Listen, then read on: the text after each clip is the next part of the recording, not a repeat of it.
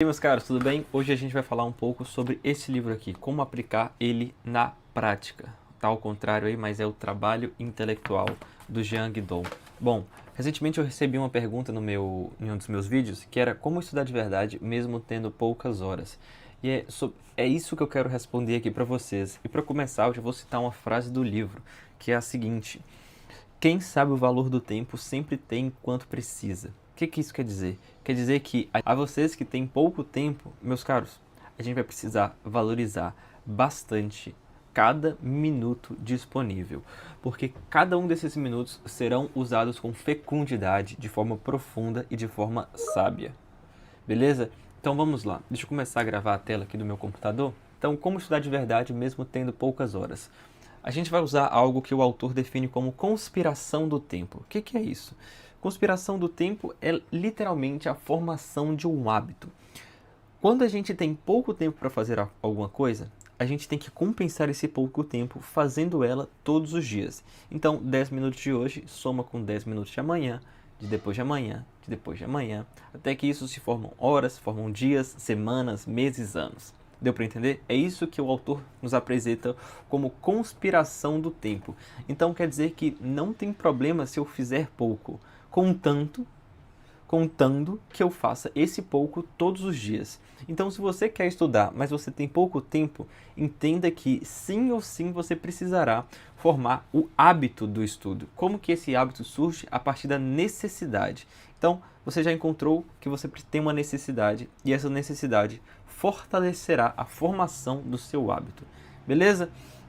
Então, estude todos os dias, mas pouco, porque essa é a realidade que se impôs sobre você, a realidade de ter pouco tempo. Eu não sei por que você tem pouco tempo, mas essa é a verdade. Então pode ser que você trabalhe, você tenha outras responsabilidades.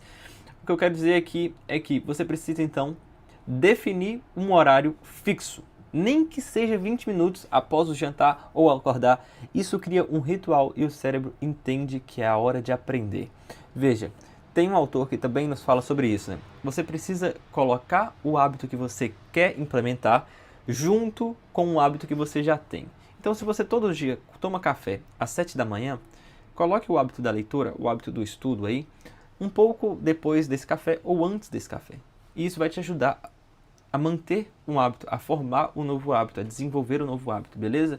Então, vamos passar aqui para o nosso segundo ponto, que é: tenha clareza do que estuda. Veja, se você tem pouco tempo, você não tem o luxo de perder esse tempo vendo coisas desnecessárias, vendo coisas que não vão te ajudar em nada no seu propósito.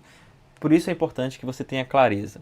Eu já falei aqui nos meus vídeos muito sobre esse assunto, que é a clareza do porquê você faz o que está fazendo. No meu último vídeo, eu citei exatamente os 4 pilares para o estudo, e um deles era isso: propósito. Qual que é o objetivo último assim do estudo? Segundo esse autor, é entrar na cela do conhecimento de si próprio, se conhecer um pouco mais e assim ser alguém melhor. Veja, se você tem isso como objetivo, é natural que você busque por livros que te ajudarão nesse seu objetivo específico. E você não pode ler coisa ruim, você não pode ler coisa que vem da sua cabeça, você tem que ler o que já foi comprovado no tempo. E aí entra mais um ponto. Observe como os outros estudam, observe como os outros aprendem. E na verdade, outros que já têm esse mesmo problema que você está tendo. Então, veja aqui. Tendo poucas horas. Essa é a condição que se impôs sobre você, beleza? Como que outras pessoas que têm pouco tempo de estudo estudam? Se você tiver acesso a isso, se você tiver vídeos no YouTube que possam te ajudar, ou pessoas perto de você que também passam por esse mesmo problema, veja como elas fazem e tente aplicar o que os outros fazem na sua vida também. Reduza distrações, não o tempo. O que é isso? Você não precisa de mais tempo. Precisa remover as distrações que estão roubando a sua concentração, ou pior, as distrações que estão roubando o seu tempo, beleza? Muitas vezes a gente tem tempo, mas a gente não consegue encontrar esse tempo, porque a gente está perdendo ele com coisas inúteis, seja Instagram, seja procrastinando de alguma forma, enfim. Então, a gente precisa necessariamente da ordem. Olha só o que o autor fala aqui sobre esse tema de ordem, né? A ordem é uma estrada real que vai do simples ao complexo.